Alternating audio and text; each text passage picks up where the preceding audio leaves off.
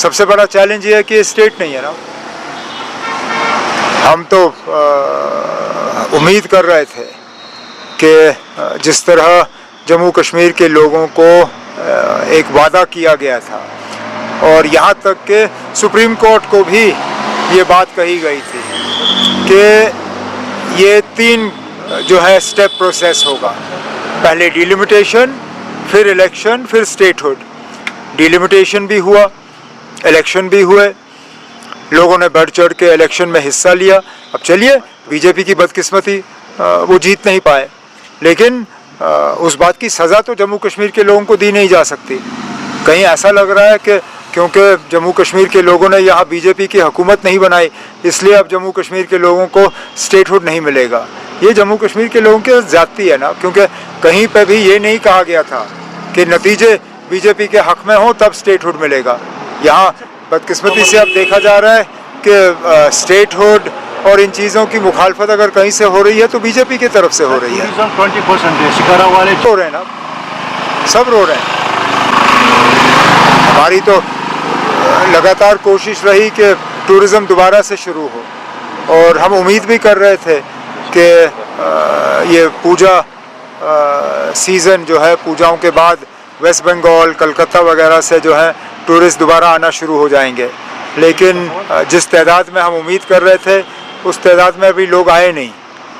हमारी कोशिशें तो जारी रहेंगी, देखते हैं क्या होता है। इसमें लिखने में किसी को एतराज़ क्यों?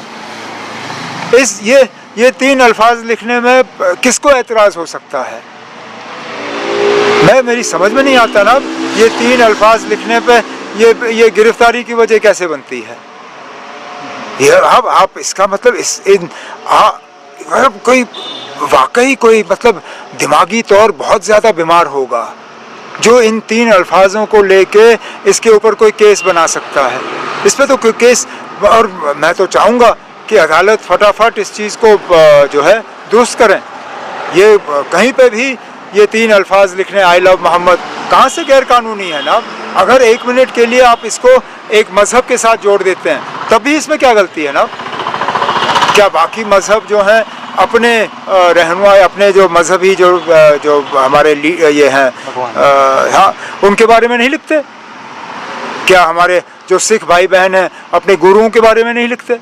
क्या हमारे हिंदू भाई बहन जो हैं अपने मुख्तलिफ भगवानों के बारे में नहीं लिखते? लिखते हैं।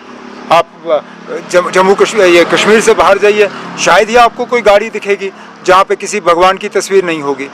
तो अगर वो गैर कानूनी नहीं है तो ये कहाँ से गैर कानूनी हो जाता है ना?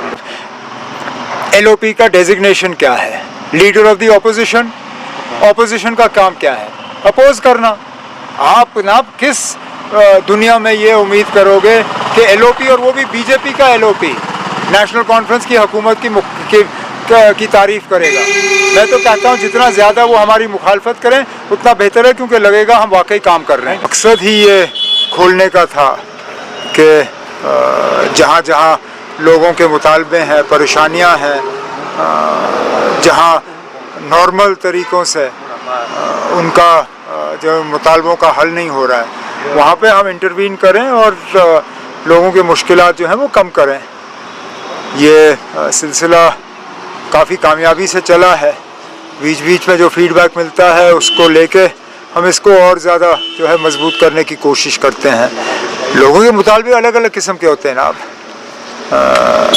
कुछ डेवलपमेंट को लेके, कुछ ट्रांसफ़रों को लेके, कहीं पे उनके सोशल वेलफेयर की स्कीमों के पैसा फंसा हुआ है, कहीं पे बाकी मामले हैं। तो मुख्तलिफ़ किस्म के जो हैं रिप्रेजेंटेशन यहाँ लेके लोग आते हैं।